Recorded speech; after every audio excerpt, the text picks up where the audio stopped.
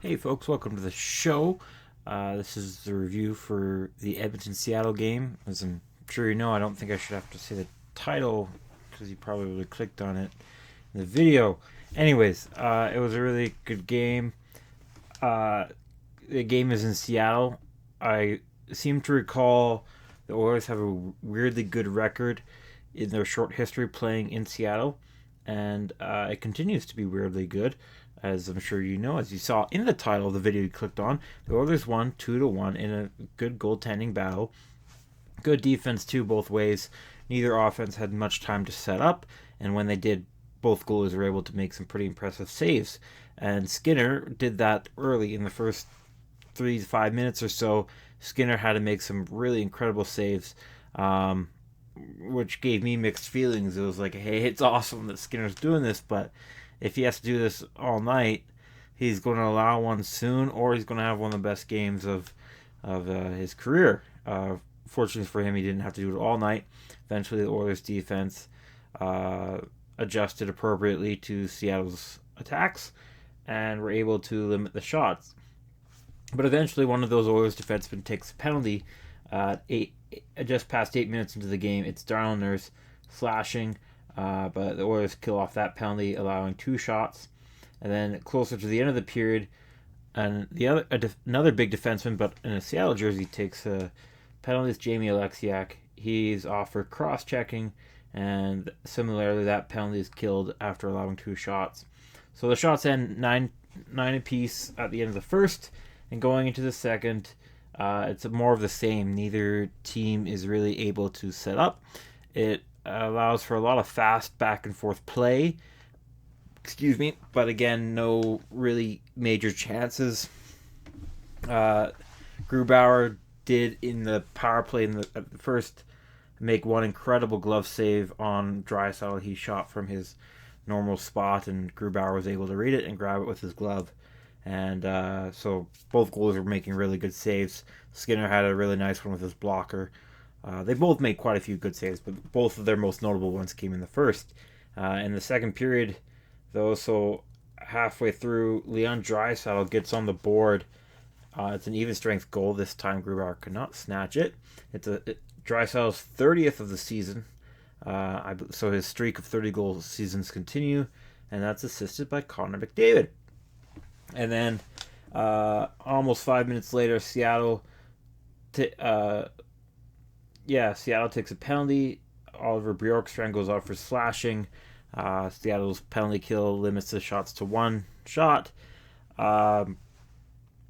Watching those power plays, 3 shots on 2 chances, no goals isn't, at the end of the day, isn't very good.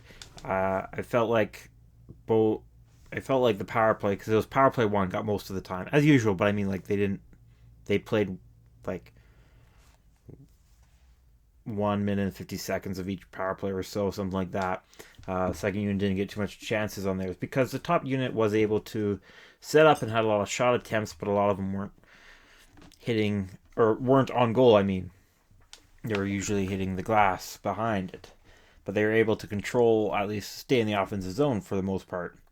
I noticed throughout the game, Skinner would have the puck behind his net, and a Seattle guy would try to stick lift Skinner's stick and steal it, and Skinner was able to maintain control of it. And I guess I'm a glass half full guy because I was impressed by that, whereas Louis DeBrusque was worried by it. He talked about how Skinner was getting too lax with the puck behind the net, and he needs to watch out for these Seattle players coming to try to strip the puck away from him and steal it to put it in the net.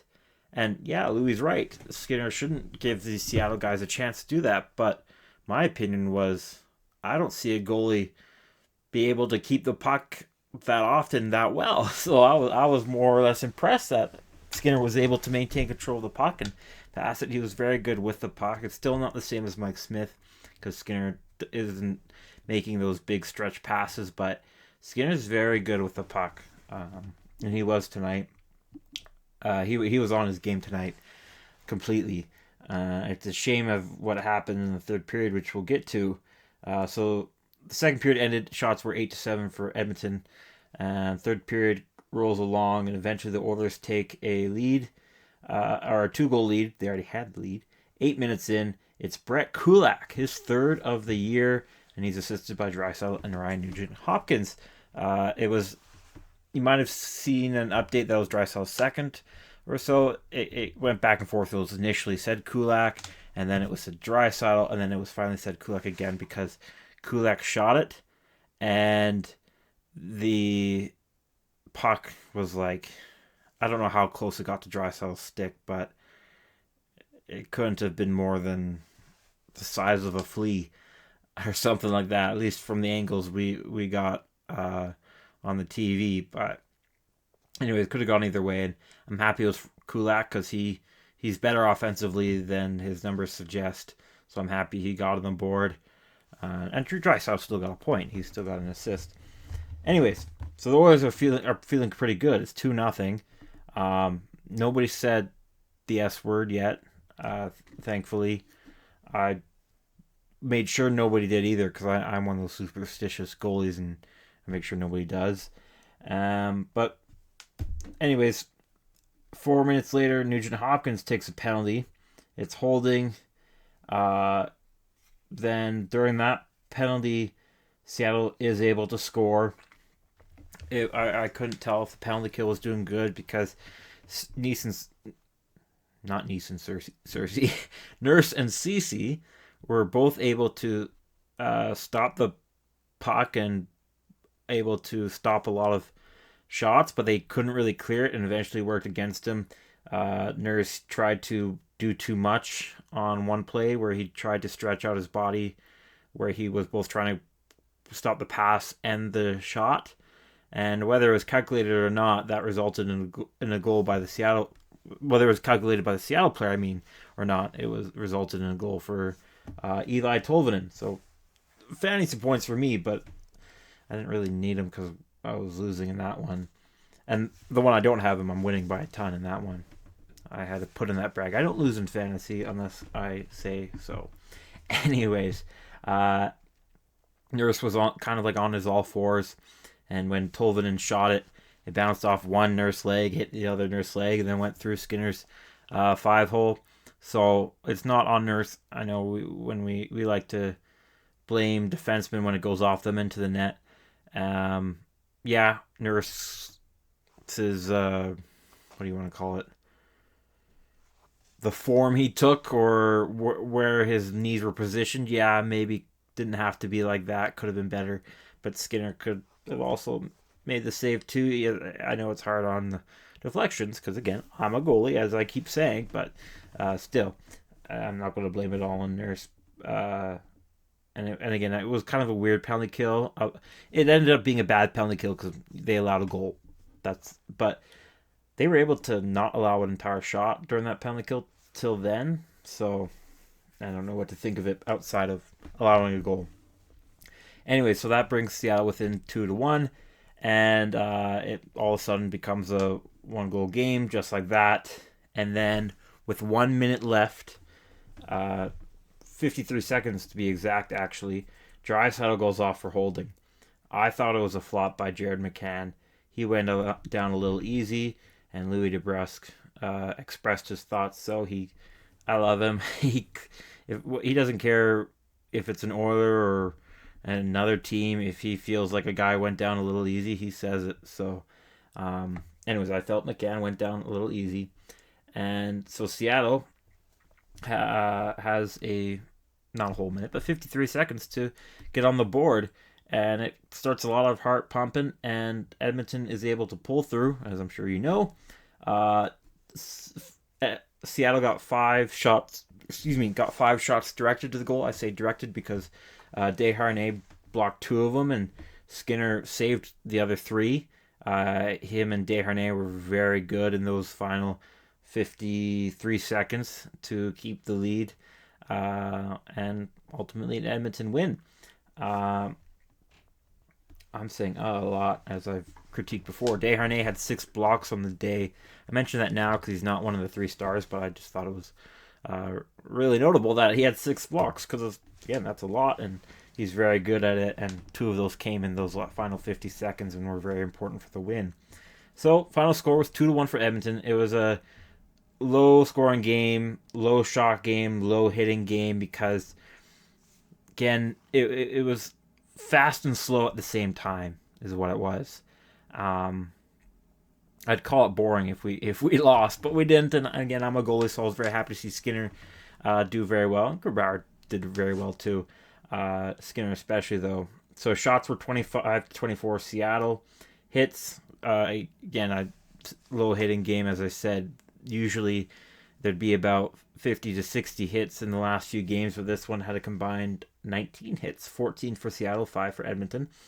I suspect that's because, one, it was a much faster game, so there wasn't much opportunity to hit, and two, Edmonton had the puck a lot, despite the fact that Seattle won most of the face-offs, 56%.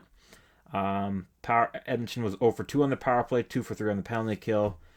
Skinner saved 24 of those 25, Grubauer 22 of 24. First star, you can probably guess Stuart Skinner. But if you guessed Leon Draisaitl, you were close. He was a second star. He had a goal and an assist a day. Third star, I wanted it to be a defenseman because it was a defensive game. But I eventually settled on Kulak, who, yes, is a defenseman, but it was more for his game-winning goal rather than his defensive play, which was still good. He still had good defensive play. But that's why I did the honorable mention today, Harnett, because his defensive play came in clutch in those last 53 seconds, but no more clutch than Skinner, who was dialed in from the very start. He was forced to be because he had to make some big saves that if you go online and look at some of the highlights, it'll be him for the first couple of minutes. He makes quite a few really impressive saves, and he's very smart with his saves. I talked about the other days that he's very smart in how he handles the puck. Because again, it's not just about making the save, but about how you whether deflect the puck or swallow it up. And Skinner is very good at either deflecting the puck into the corner or swallowing it up. The only time I can think of he didn't is when it was a really big desperation save, which I'm not going to blame him on.